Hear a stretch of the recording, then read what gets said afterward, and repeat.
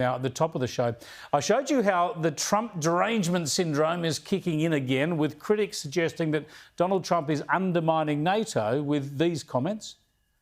One of the presidents of a big country stood up and said, well, sir, if we don't pay and we're attacked by Russia, will you protect us? I said, you didn't pay? You're delinquent?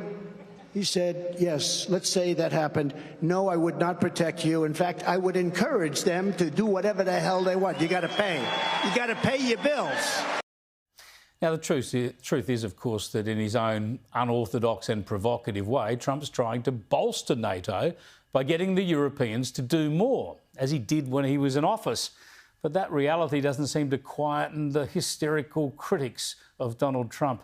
I started my chat with US commentator Kristin Tate on that topic. That's exactly right. This is just more pearl clutching by people who have Trump derangement syndrome. They are constantly outraged, constantly appalled, and their constant outrage and state of being appalled has just left the voters with fatigue. So it has no impact anymore. And even just average Americans who aren't particularly plugged in understand that American taxpayers are pulling the weight of all of these countries, by the way, that simultaneously want the weight of the American military behind them at all times. And Americans are sick of it. They're saying, hey, what about our open border? How come we're giving $75 billion to Ukraine under Joe Biden, and we get a measly $4 billion for our own southern border that is wide open? People are sick of it, and the vast majority of Americans support Donald Trump and his comments about NATO.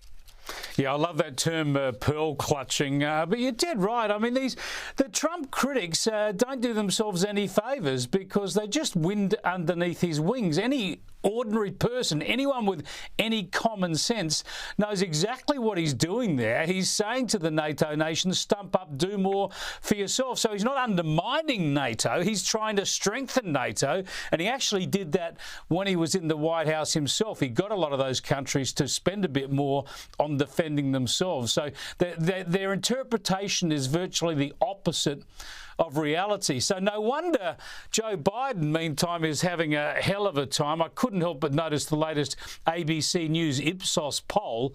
It shows that 86% of Americans think that Joe Biden is too old to be president. Now, granted, more than half of those think both candidates are too old, given that Donald Trump's only 4 years younger than Joe Biden. But as Joe Biden is having all sorts of trouble remembering names and remembering issues and remembering countries, and to have 86% of the population saying you're too old to get another term just underscores how dire this situation is.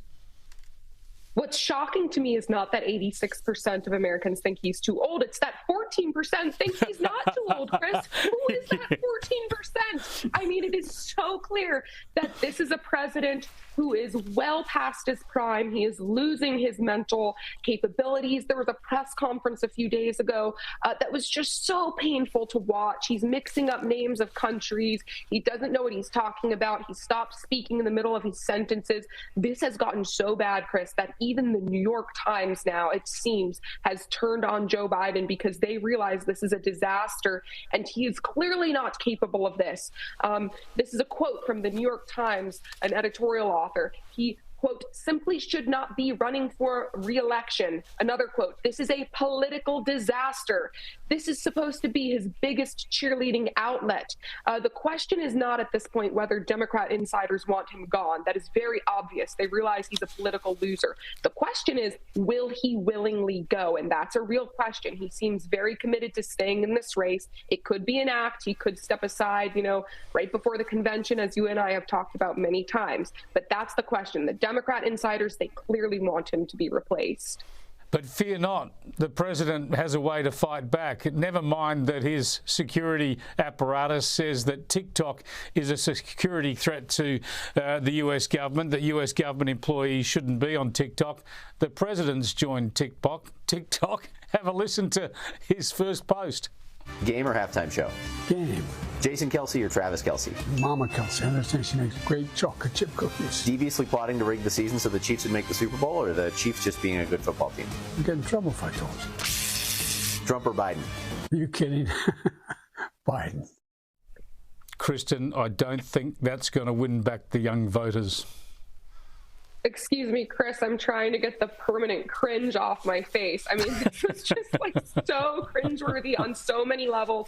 First of all, it does not work when you try to be something you're not, especially when you're old and you try to act young and hip.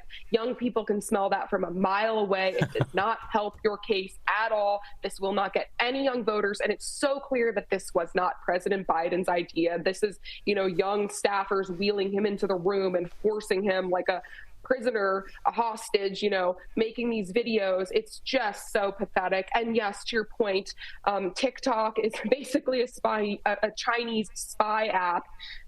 Members of government certainly shouldn't be on it, nor should, in my opinion, the vast majority of young Americans who are complete zombies at this point because they sit on TikTok all day while they're being spied on by our biggest geopolitical threat. We need to get serious about TikTok and about China as a threat to this country, and to have our president making light of this and trying to pander to young voters through TikTok. I mean, it's just so cringe, so pathetic, and also sends a bad message.